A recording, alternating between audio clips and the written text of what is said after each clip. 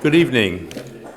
I realize it's not quite fashionably late Barrington time, but we're real old-fashioned, so we're going to try to start as close to on time as we can. Thank you all for coming.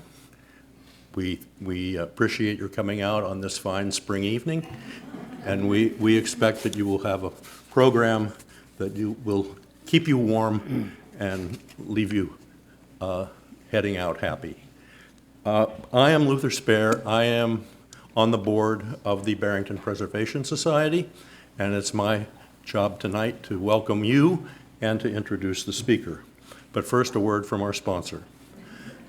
The Barrington Preservation Society is a small but active organization that does all kinds of research and programming, including presentations like this, and any number of other things in the schools, in the community, and around the East Bay. We need members. Fortunately, we have brought membership applications for this extremely affordable organization. And if you will check it out on the way out, feel free to take one with you. They will be right over there at the corner. And if you wonder if we're really serious about this history stuff, there is a copy available of our newsletter, which comes out 3 times a year, called Exploring History. And there are essays and notices, and you'll get an idea of the range of things that we do. We've done presentations on the history of the Barrington Players, for example, and the Door War, and all kinds of stuff like that. Barrington has a very interesting history.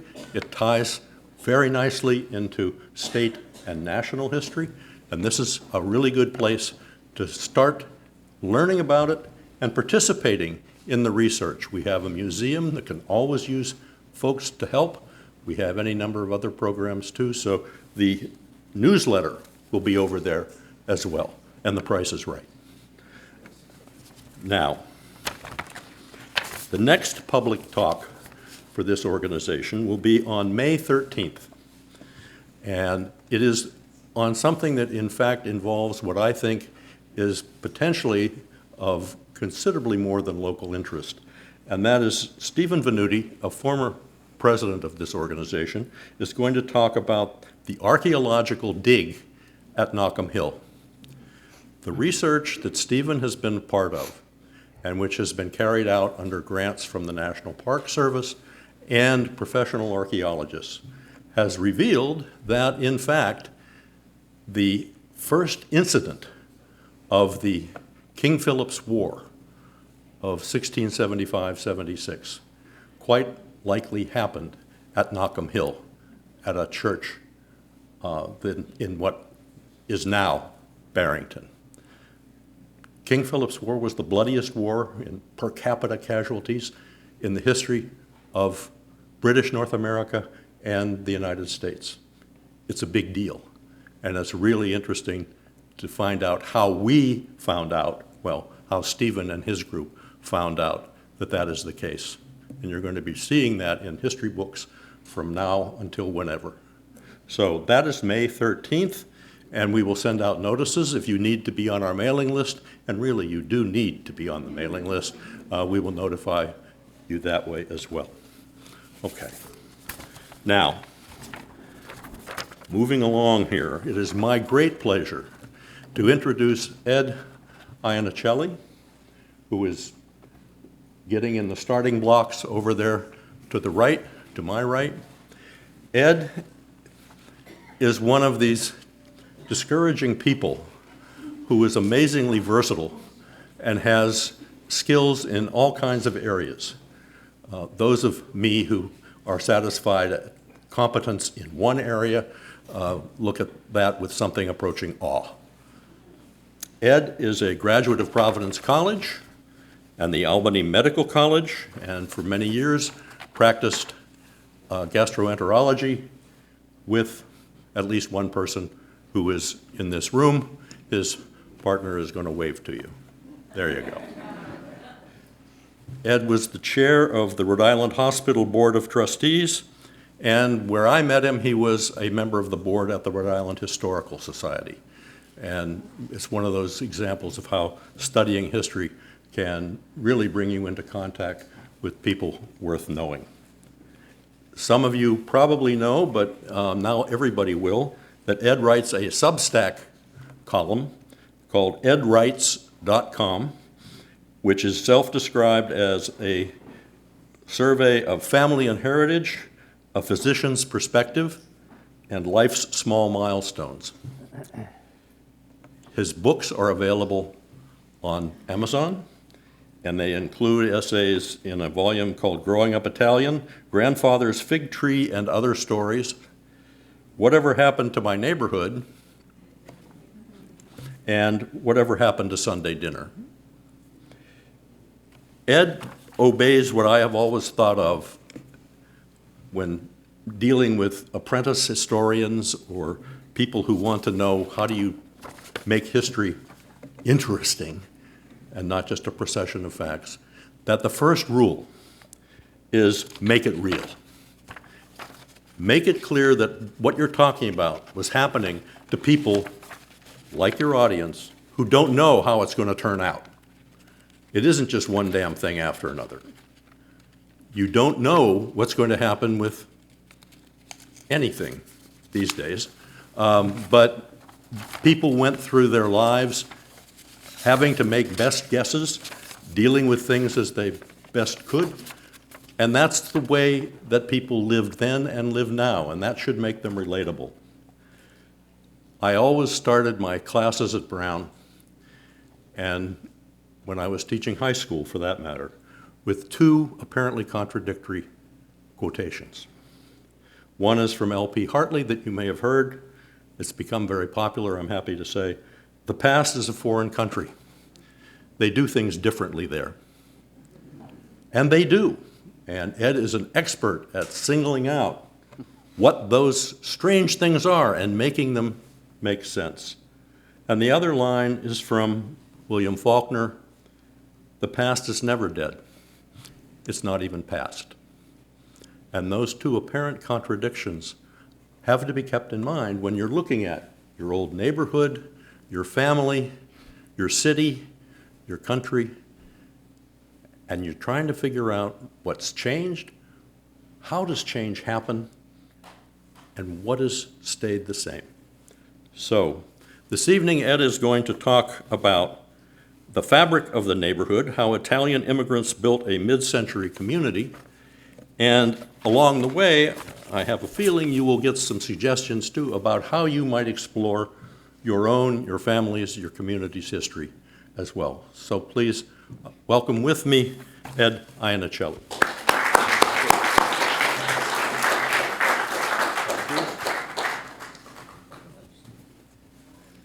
Thank you. Thank you all for coming. It's a pleasure to be in this marvelous facility, and I commend the community for supporting this library and this auditorium. I'm quite impressed. And Luther did tell me that you have to make it real and make it matter when I met with him a couple of times, so we'll try to do that. But I'll just beg your indulgence for a minute to introduce a couple of people. One is, when I wrote the first story about my grandfather burying his fig tree, a metaphorical story of burying the fig tree and digging it up, I just wrote it because I wanted my children to have some idea of the past. And I gave the story to my wife, and she said, my wife Diane was there, and she said, "It's not that good." I said, "I'm a doctor, you know." So with her grammatical corrections and her editing, I have had one editor in my entire 15, 20 years of writing, and that's my wife, Diane. Thank you. The second thing is a legacy, which I'm proud of. Nick Califano and I were the founding fathers of university gastroenterology, an enormous practice of gastroenterologists. It was so fun when we were just the 2 or 3 of us, Nick, but now 20 doctors. And I would like to acknowledge my friend Nick and and the pride we have in the legacy that we've left in the treatment of patients in this state. So, okay, that's good. All right, so you have no idea what I'm going to talk about, so here we go. what I'd like to do is to give you some idea of how you can capture your story. So think about how you can write what your story is, because I did it. And if I could do it as a senior citizen starting only a few years ago, you can do it and almost must do it. So the legacy of our forefathers, we like to bring forward. So my purpose is, in the presentation, is to concentrate on you, not necessarily what's on the slides or on me, and try to figure out what's in this for you. Not just an educational or gee whiz or a nostalgic piece, but what's in it for you so that you can make your story. And how I can help in this presentation to pull you along like these. Anybody ever get pulled along like this, like these kids on the skis? Marquez said, "What matters in life is not what happens to you, but what you remember and how you remember it." So I've collected all these stories from the home I grew up in, from schools and relatives and friends and neighborhood, and even more. Here is a picture of my grandfather. This is probably a Sunday. He's in his vest. He's standing in his garden. And he was a critical piece in the first story that I wrote about how he buried his fig tree and then dug it up in the spring, bent it over, buried it in a hole, dug it up in the spring with pride. And that's the very first story because of him. So I wrote these stories, and people say, well, how do you remember all this stuff? Well, I was an only child and grew up in a 3-family home, a 3-decker. I took a course in, a writing course in Chicago once, and people asked, what did you? I said, well, I grew up in a 3-decker. And they said, you grew up on a bus? I said, it wasn't a bus. So in the Midwest, I have relatives who helped me. If I didn't remember something, I would call older relatives. Did a lot of research, newspapers, the Providence Public Library, magazines. There's a wealth of information, and the pictures. The pictures are critical when you're looking at the past. So I went to all my relatives and found their pictures in shoeboxes, the back of drawers, and I was able to, over time, scan all those pictures in so that when I need a picture for a talk, or I need to remember something that I'm writing, then I have that vision. So people say, how do you remember the wallpaper in the dining room? Well, I don't remember that, but I have a picture that told me what the wallpaper was about. So here's my grandfather. This is how he went to work, with pride, always with a shirt and tie, and he was a manual laborer. He worked for the WPA, laying cement. So he's the one who had great pride in his garden and buried his fig tree, and I always wondered what he would think if he saw me in front of my fig tree with a golf shirt and shorts and sneakers. He wouldn't know what a sneaker would be. So pictures like these that everybody has refreshes your memory. Is the point of working on back of me? No. Okay. So this picture on your left, that's my father on the very left side with his family. So they're a family of 6. The lady on the right standing in the picture, and what do you think this picture, what's going on in this picture? Are these kids happy to be here? It's a hot Sunday morning, trust me. They probably went to church and were forced. So this lady here is not my grandfather's wife. His wife died at the birth of the youngest. This is his 16-year-old daughter, the oldest. She raised all these kids. Look at the story in that picture.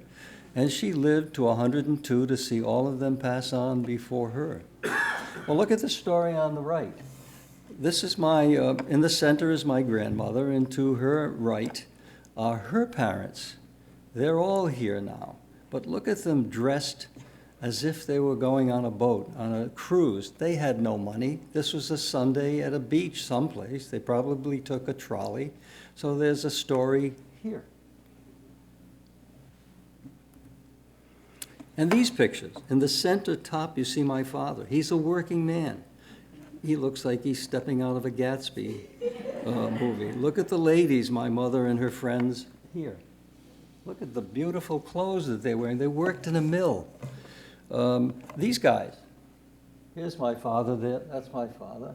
Are they having a good time with their car wherever they're going? All looking good and all happy. And I also have this. Diane found this diary of my grandfather's.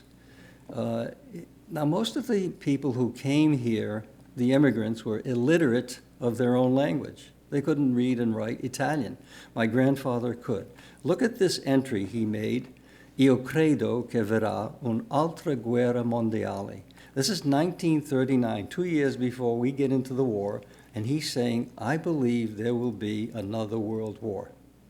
So he probably experienced World War I and saw what was going on. So look here. See that? December 24th, no entry. This is Christmas, obviously, Natale.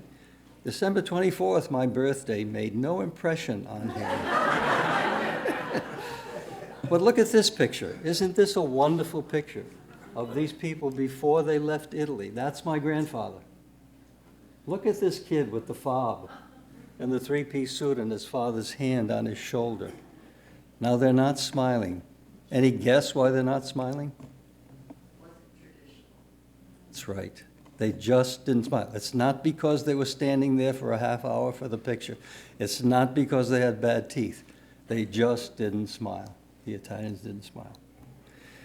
And so people would say, how do you remember? Well, the older I get, the more clearly I remember things that never happened. You should fill the blanks. So when the Italians came here, they had great love for their country. Half of them went back and forth. They were birds of passage. Many went back to stay. Not everybody thought this country was that great. They loved the old country. So I put this beautiful song by the great tenor Carlo Butti, who made 1,500 records. And this one is,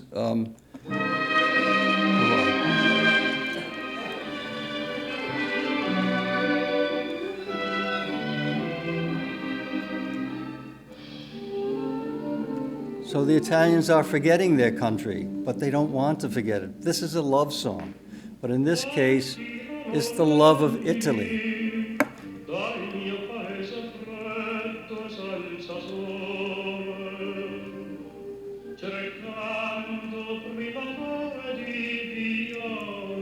He's a lyric tenor, beautiful, beautiful tenor.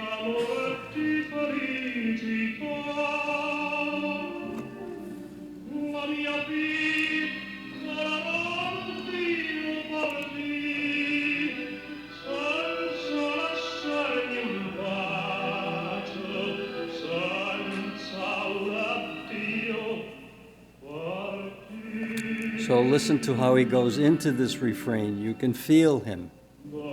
Don't forget me.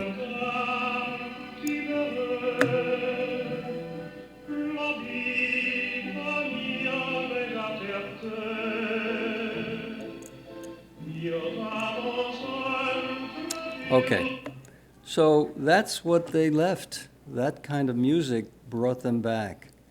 That's why I put that in, because this will, as I give you this talk, it'll develop and you'll understand what I mean by their love of their mother country. Let's talk a little bit about the neighborhoods. Now look at this picture. This is Mulberry Street. This is Mulberry Street, taken by the great photographer and sociologist Jacob Riis. Jacob Riis, so what's going on here? What are they doing? Well, it's a shopping day. So you can make a story here. It's a shopping day. They're dressed with pride. What don't you see? Electricity. Nothing, no amenities here. Take a look at this kid. I'll show you a picture of this boy down on the lower left side. Look at them. Look at how well dressed they are for working people. They are doing the worst jobs in the world. They are treated as badly as you can treat anybody in factories and so forth. Now look at this picture of the organ grinder. Look at the clothes on these kids. Isn't that beautiful? The beautiful coats and knickers and so forth. That's in New York. Here's Westminster Street in Providence, Rhode Island. We got something a little different. We have trolleys. See the trolley tracks? We have some electricity. And we have something that everybody knows. What do you see in the background there? Well, that's 1903. That thing's been there for a long time. Some years ago, someone made a model of shepherd clocks, and we bought a bunch of them. And we gave one to a restaurant across the street from the old Shepherd Company the restaurant is Oberlin. If you ever go in there, look in the bar and you'll see the Shepherd clock. And it's so popular that Billy Mitchell made a song. Meet me under the shepherd's clock, about 1:45. Just make sure you got your glad rags on, ain't the 20s fun? Window browsing and cherry and web, stroll through the outlet for some lunch instead. It's a great song. Waiting there patiently because Okay, look at Providence in 1920. Is this a great picture or what? Try to make a story. What's going on here? Well, it's cold. It's a winter day. They're in there, and it's well protected with lots of policemen around. It's probably a parade. I don't know. I'm just guessing. I'm guessing it's a parade related to the truce after World War I, but I don't know. But is that a great film from all those years ago, from the archives of the library?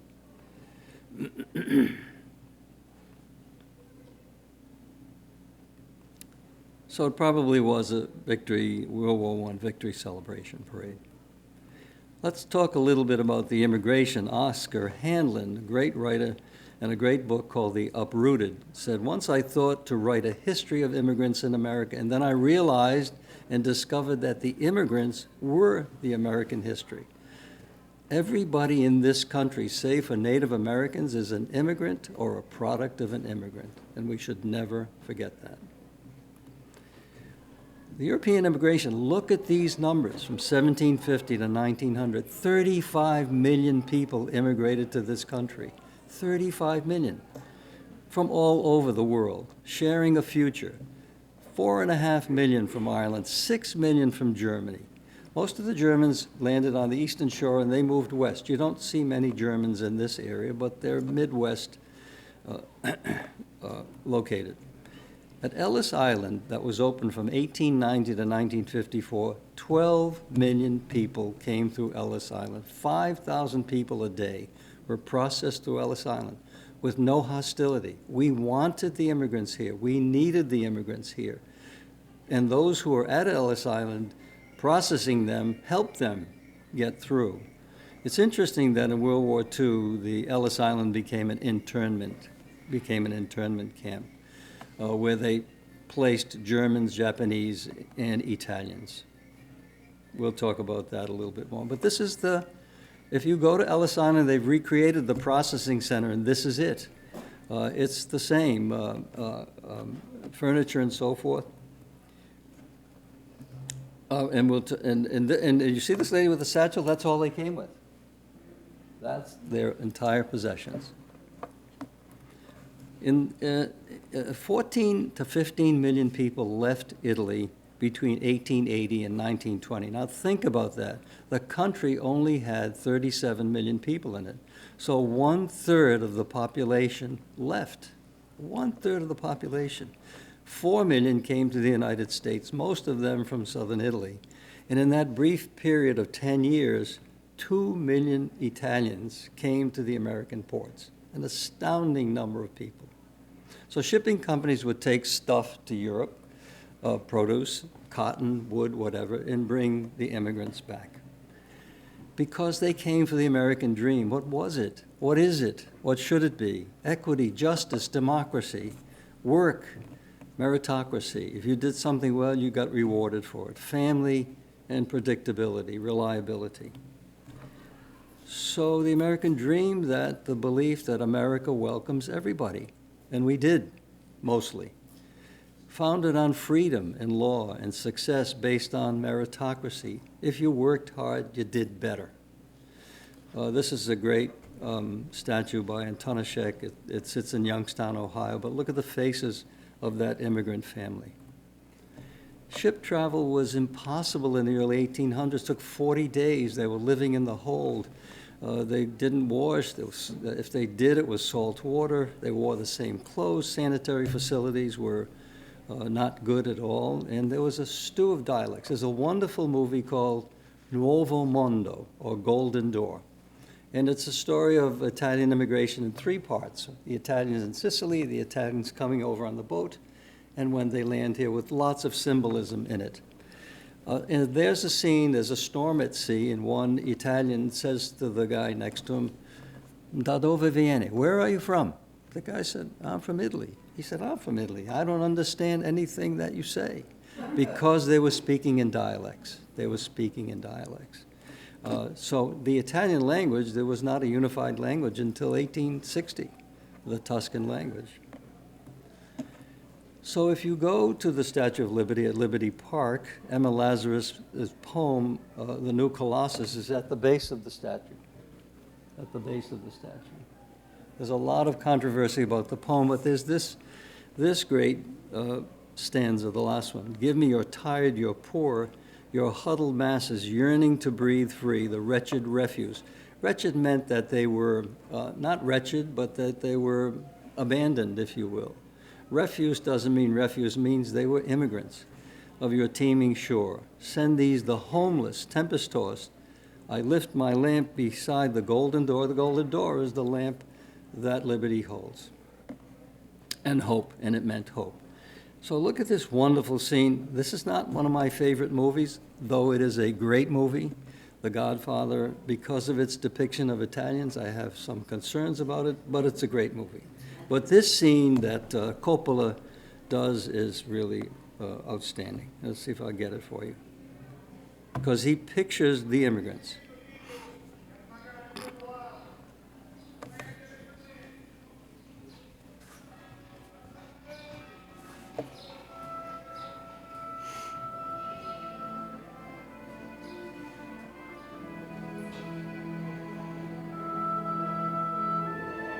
So this is what they saw. They saw the Statue of Liberty. It meant hope. Look at the faces on these people.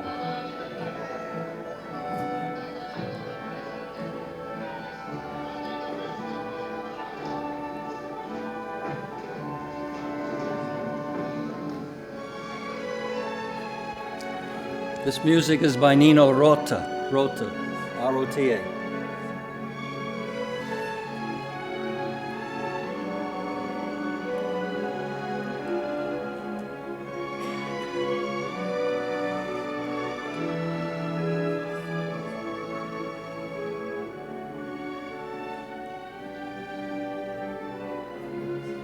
So he captures the scene in the main room of Ellis Island perfectly here.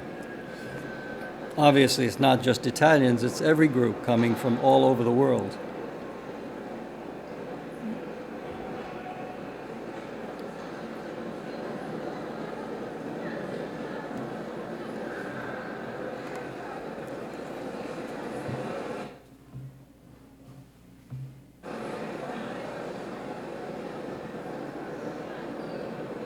So if you have an eye infection called trachoma that is highly contagious, you go back or you're quarantined. So they're looking under his lids for that eye infection. But they've marked him because he doesn't look good. They know he's not well.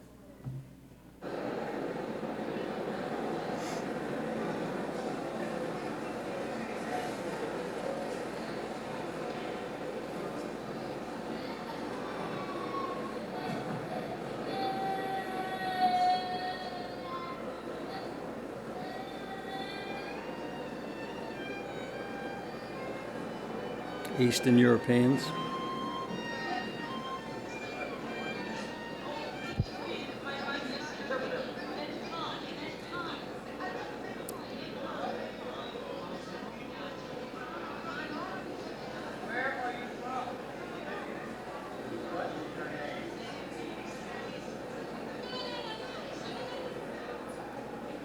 What is your name?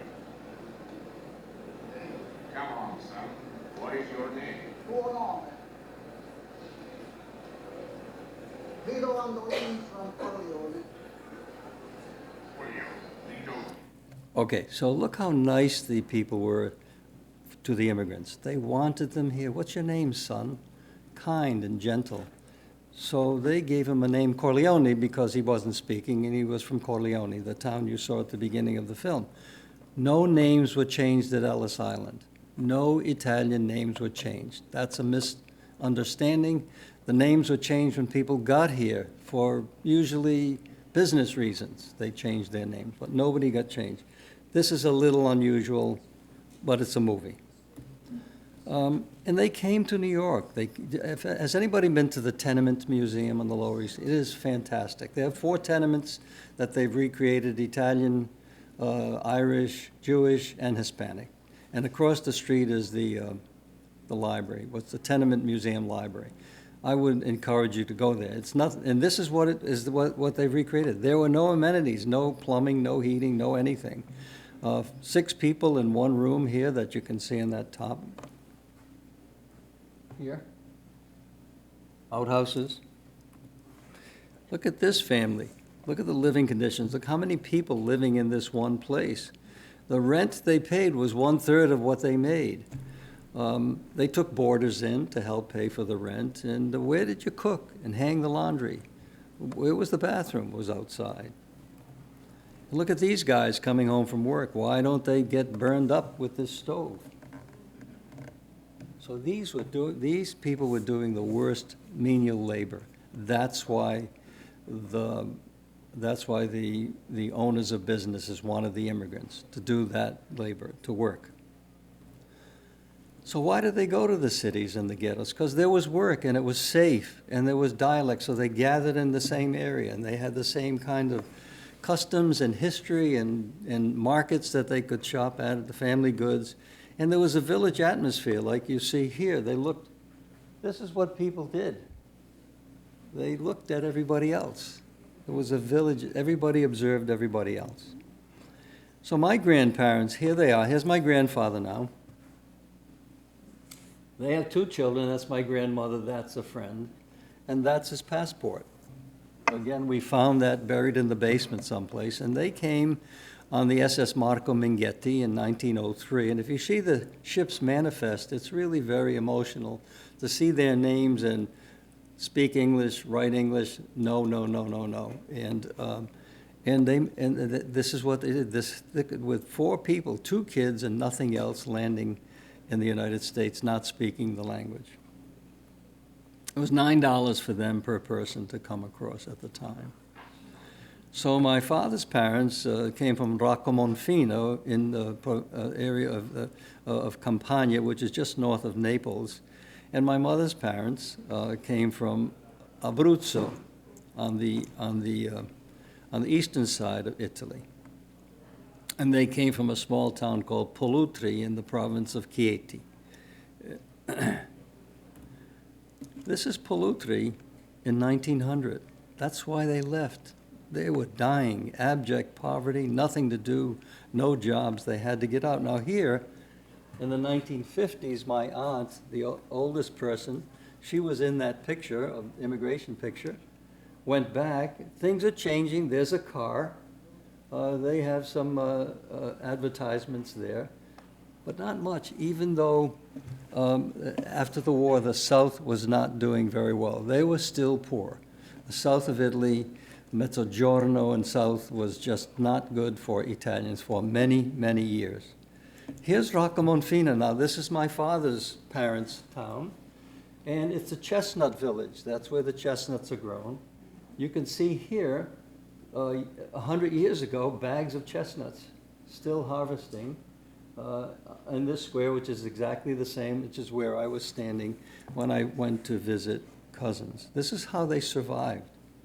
We stayed in a hotel nearby, not too far from there, early on, and we happened to know the owner of the hotel, and he said, "Would you like me to take care of your meal for you?" "Sure." Chestnut salad, chestnut soup, chestnut pasta, and you know how dense chestnuts are? We were up to here in chestnuts. "You like?" I said, "Yeah, So why did they leave? They were dying. Crops were diseased. There were bread riots, vineyard losses in the south mostly, volcanoes, malaria, cholera, pellagra. The government ignored them. They were trapped in their villages. Now, polenta is what they ate. It's cornmeal, and it filled them, and they ate that all the time. But cornmeal had no nutritional value whatsoever, absent vitamin D3. And so these people developed niacin deficiency, and niacin deficiency is manifested with the 3 Ds: dermatitis, dementia, diarrhea. And dementia was a critical component of these people who ate nothing but cornmeal, and there were pellagrosoriums for people who were mentally ill because they were deficient in vitamin B. So it was the main cause of asylum deaths at that time. Now look, today, what do you pay for a dish of polenta? 15? Maybe. So this whole business of migration is called chain wave migration. It wasn't invented recently, as you may have heard. The migration to Rhode Island is, where did they come? They came because there were jobs, and relatives and friends said, come here, you can make it. Rhode Island was the #1 industrial state in the nation in 1860. The State House was, the State House was being built, railroads, farming in western Cranston, in western Rhode Island. The jewelry industry was Gorham, Imperial Knife, Nicholson File. There were 153 cotton mills in this state in 1863. The French came to, and so they went to the areas, the chain, where they were comfortable, where there was work, friends, family. The French went to Blackstone Valley area. The Germans didn't stay here. They were the largest immigrant population at the time. They moved on and they went west. The Irish were the largest Rhode Island contingent until the early 20th century. There's a fellow named Ray McMahon, a professor, who writes a blog called The Irish of Federal Hill. The Irish populated Federal Hill long before the Italians came. The Jews from the pogroms in South Providence, right behind Rhode Island Hospital. Nick and Frank know and Larry know the area. So that area now is all sort of pushed away by the hospital and parking lots, but it was once a Jewish immigrant neighborhood. In 1900, butcher, baker, candlestick maker. Would you believe that in South Providence in 1950 there were 6 temples, 6 rabbis, and they all came together to one temple, which is on Broad Street. I don't know if I'm saying it correctly, Shadek. It's a beautiful temple, but it's abandoned and falling in disrepair because they moved on. They got out of there. So the Azorians, the Armenians went to the north end, and Oneyville, the Greeks, and Smith Hill, and so on and so forth. So they went to areas that the chain led them to. This is interesting. In 1911, the Faber line, early 1900s, the Faber line, shipping line, started in Marseille, stopped in Naples, stopped in the Azores, came to Providence, Rhode Island. 54,000 Italians got off the boat in Providence, Rhode Island in 1911. The Azorians went to Fox Point, the Italians went up the hill to Federal Hill. And that's a great story of how they got here. That's another whole lecture. People say to me, I've given this talk, and say, you forgot the Brits, you forgot the Brits. Okay, so you overlooked them. Well, they were rapidly assimilated because they came first, if you will. They spoke the language. They were skilled, smart, had an enormous impact on this country, and still do, the most philanthropic group that you can meet. In 1895, there were 11,000 people whose parents were born in England. Never forget this migration. Read the book by Isabel Wilkerson called The Warmth of Other Suns. 6 million African Americans, former slaves, came from the south of this country to the north. Boston, Chicago, New York. Exhausting, treacherous journeys. You all know about the railroad story. But it changed the culture in those cities, brought new foods and so forth, and faith, etc. So that's a great internal migration of 6 million people.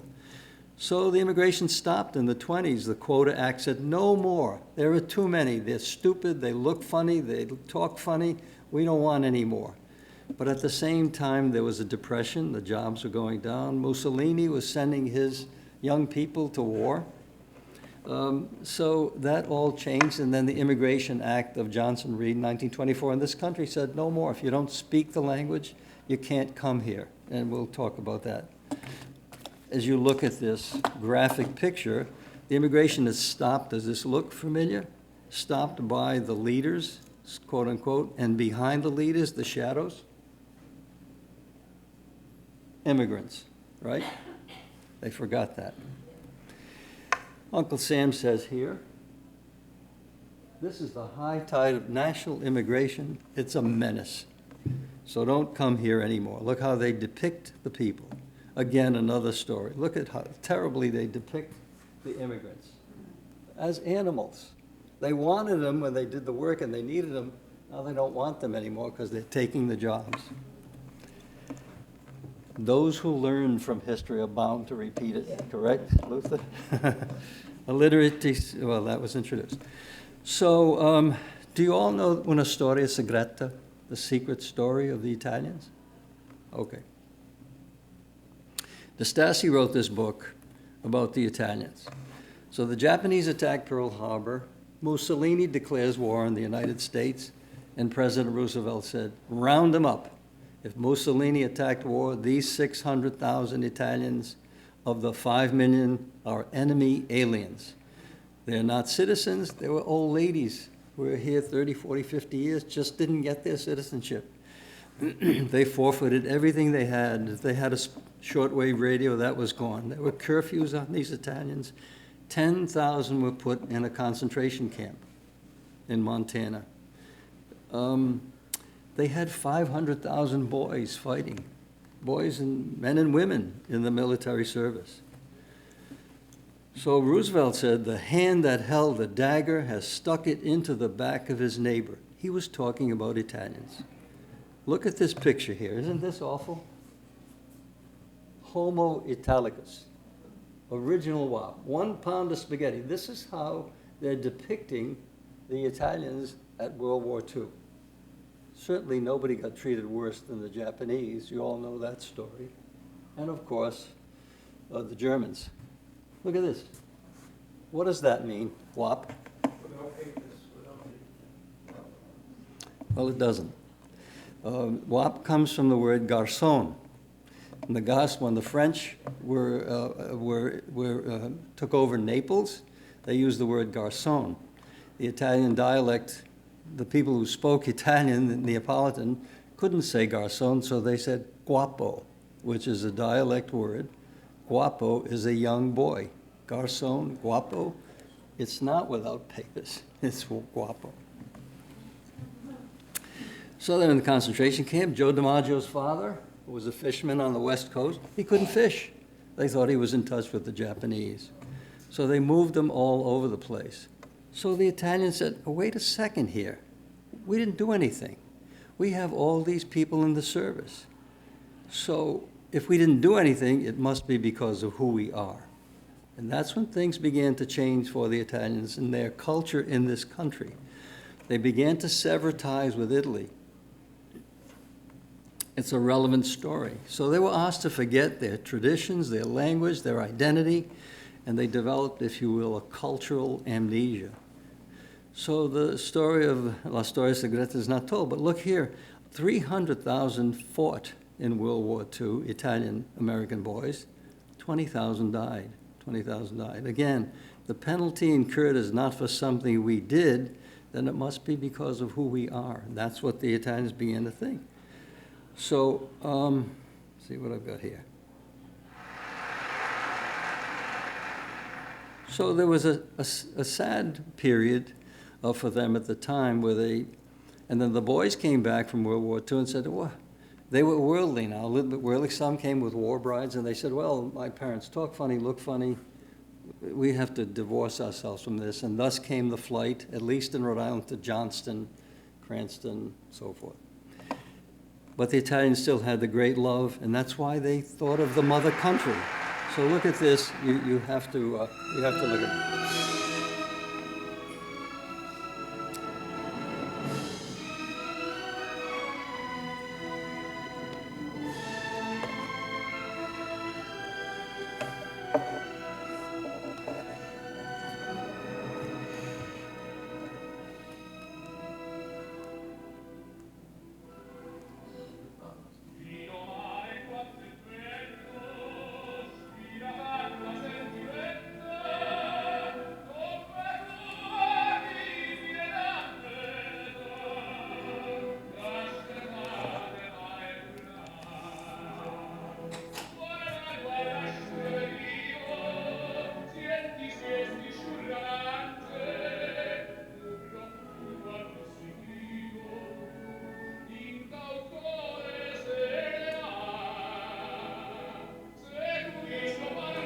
saying goodbye.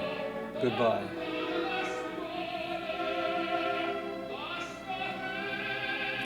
Is that Zubin Mehta, Nick? Is that Zubin Mehta?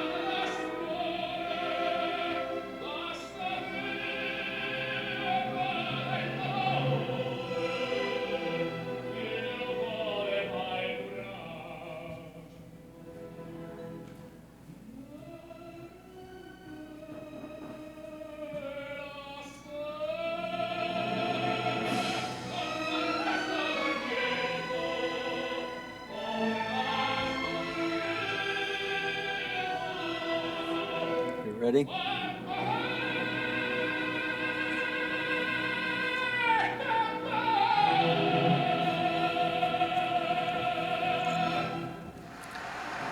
So that made the Italians cry, and makes me cry. First time we went to see Pavarotti, Nick said, when he hits that note, you're going to get a chill. I said, you're crazy. Well, he was right. You get a chill. Even now, as many times as we've all heard that, when Pavarotti hits that note, it's... So the neighborhood, so why a home? Why was that so important to the Italians? This is the home I grew up in, the three-decker, the bus. Well, it was the American dream. It was prosperity, and it meant a legacy. You could leave it to someone. It was for forever. No one took it from you. And that's why my grandfather built this home. And next door to this home, he had a garden. That's where he buried his fig tree, in that garden. We lived on the third floor, my grandparents on the second, and my aunt and her family on the first. And that's my brother and me and my friend, my longest time friend. So I was doing a film shoot in front of this house a couple of years ago, a video thing, and saying, this is where I grew up, this is where the fig tree was, and so on. So a fellow came out of the house. He was African American. And he said, what are you doing here? I said, well, your house is this your house? Yeah. Well, it's on my grandfather's garden. This is where I grew up. I watched him bury the fig tree from the third floor. I said, do you own the house? Yeah. So where's your family from? He said, Liberia. I said, do you like the neighborhood? He said, a lot of Guatemalans around here. So take that for, so I was actually giving this talk, and Mayor Elorza was in the audience. He said, I'm Guatemalan. I said, relax, Mayor. It's not pejorative, because when I grew up and came out of that house, what did I say? Lots of Irish around here, because it was a multi-ethnic neighborhood that we grew up in. So Federal Hill was a destination.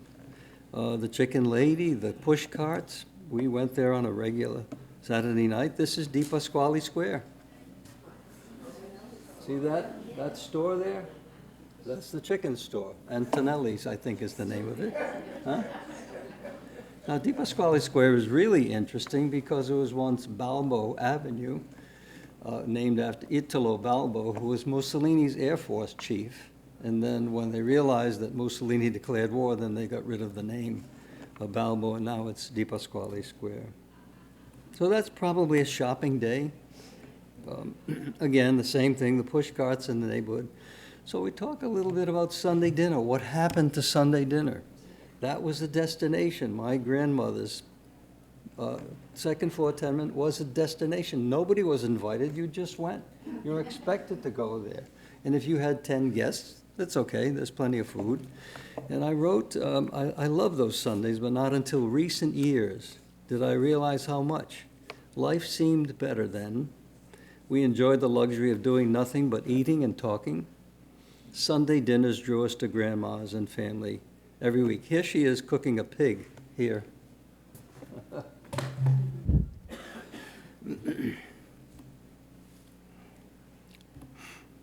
So when Diane and I visited my cousin and his wife in Roccamonfina, I said, what restaurant do you like? Let's go out. He said, no, you're coming to my house, of course. And he served a Sunday dinner. We were with friends, and his dinner went on for 4 hours with his chicken, his chestnuts, this is the chestnut guy, his wine, his everything. So I thought, oh my God, my Italian is going to run out at some point. What do I do here for 4 hours? So someone said, well, the more wine you drink, your tongue loosens up, and you can speak. Well, what happened after 2 hours? His tongue loosened up. He said, I don't speak too good English. He said, now he's speaking English. So here's my cousin in 1950 visiting the town of Pollutri. These people are not happy. These people are really not happy. They didn't smile because they weren't happy. This guy looks just like my grandfather. That's my cousin. And they entertained him, as poor as they were, for a wonderful Sunday dinner. So we went to Pollutri and met these guys in the square, and I had a bunch of pictures and said, do you know any of these people? I said, yeah, they're either dead or they moved away.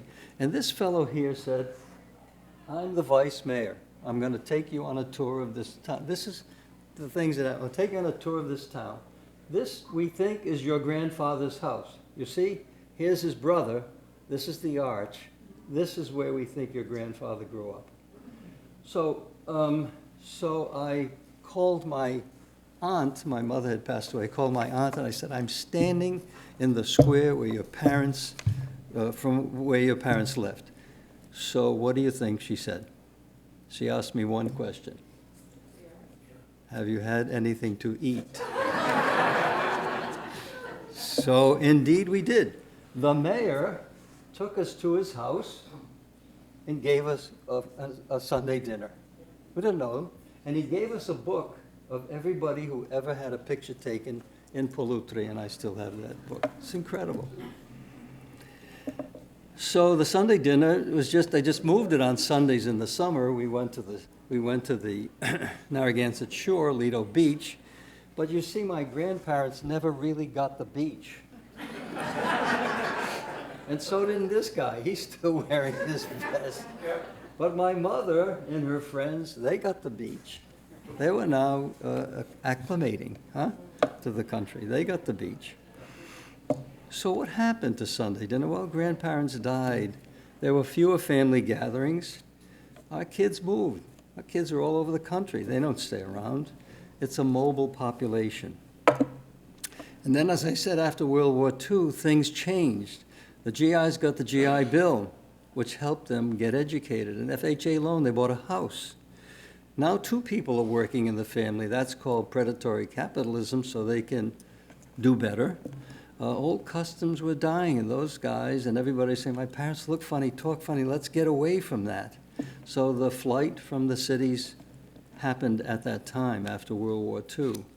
I always like this Americanization or the Italianization of the American language or vice versa. So they didn't live in a brick house.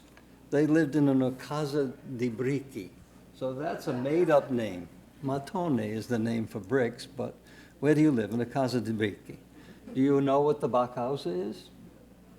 Okay, the privy was in back of the house. So they went to the toilet. The first time I went to Italy, I said to some guy, Dove la back house? And the guy said, Toiletta. So that was the back house. Now, someone here knows Dr. Vigliani. When Mario came here in the 50s, he saw a sign on the lawn in New York. It said, non spoglia la grassa. The people probably meant, don't step on the grass, don't spoil. But spogliare means to undress. La grassa means the fat lady. So here's an Italian immigrant saying, what is going on? So progress came, the radio, car, home, TV, college, cable TVs now, VCR, cell phones. Where are the kids today on Sunday? They're in the mall. They're buying stuff. Look at these kids. They're at the beach, but they're not looking at the beach. They're on the phone. Diane thinks they're talking to each other. But I don't underestimate them. They know they're doing fine. So the past, was it good or not? Are we on the right track? Is life getting better or worse? Where do memories of bygone years figure? Was it simpler, predictable, safer, more spiritual? Simone Signoret, the great French actress, wrote a book called Nostalgia Isn't What It Used to Be. So people say to me, you live in a world of nostalgia, and you live in that world because when things are tough, you go back to good times. And I say, thank you. I do. It's okay. It's okay to live in that world. So I understand that surrounding me, relatives, friends, work, schools, churches, feasts, festivals. The circus came to town. This is Federal Hill. It's another parade. Every Sunday there was a parade. And it might have been a funeral dirge, but there was a parade. And I realized it was unique for me.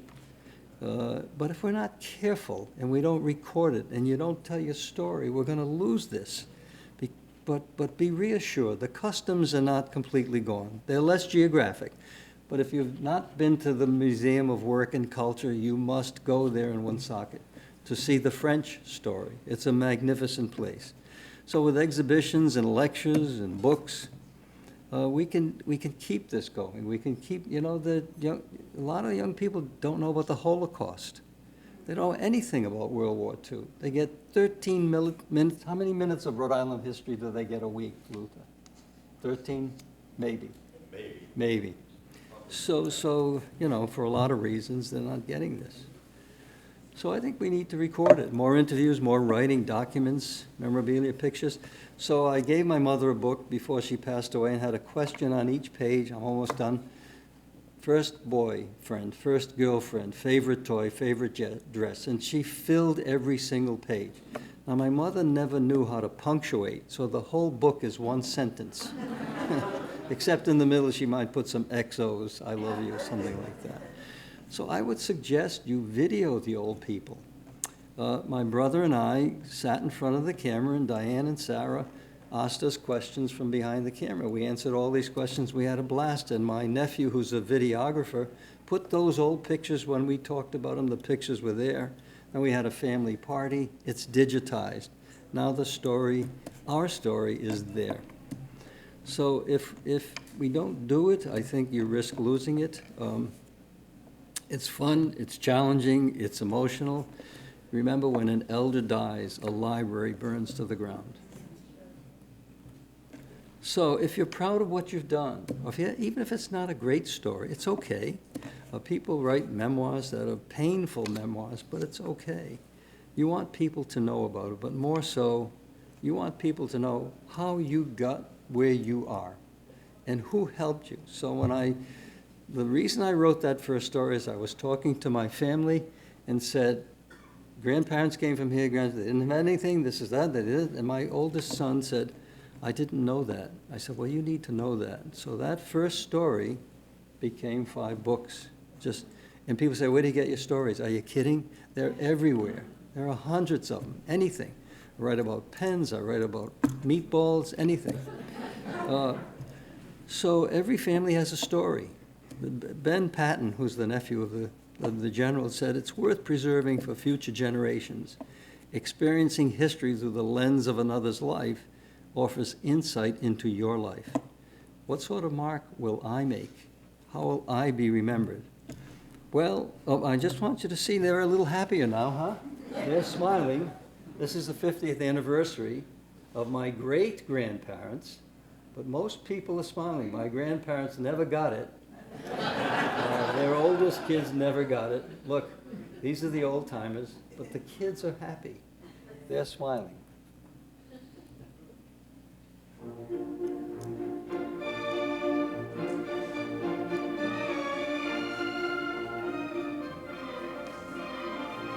Let's drink. Drink.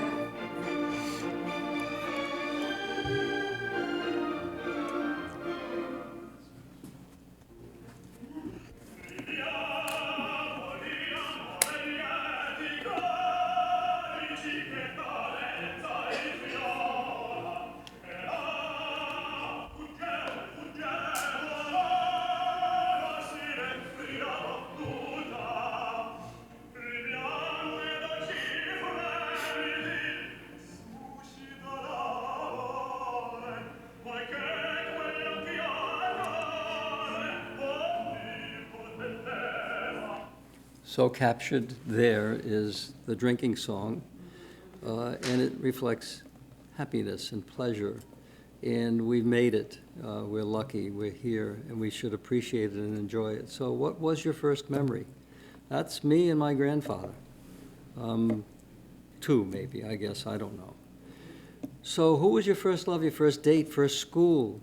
How did your mom and dad meet? Who was your best friend? Did you ever wear mittens? Were they clipped to the sleeves? Who cares? Who cares? You care. This is my story. Telegraph it. So my new blog, and I would invite you all to subscribe, has these kinds of stories, the nostalgia. Polenta, I finally grow up and enjoy it. We need a touch of kindness. There's something about a meatball sandwich. What to keep of your parents' belonging. Mom's ravioli, and on and on and on. The stories just keep coming. So I encourage you, if you're pleased, subscribe to my writings.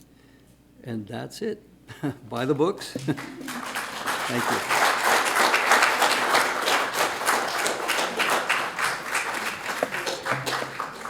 Any questions? Questions? Questions?